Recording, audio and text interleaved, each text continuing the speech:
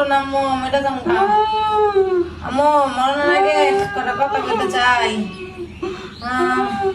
কো কি কইয়া কো ওই যে আপনার 50,000 টাকা হারাইছিল না, ওই 50,000 টাকা দিয়ে আমি গয়না কিনা রয়েছিলাম।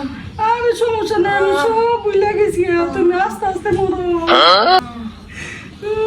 আরেকটা কথা আম্মু, ওই যে আপনার পোলার কাছে কত মিশা কথা আপনার নামে বানায়া বানায়া কইছি, পেঁচ লাগাইছি।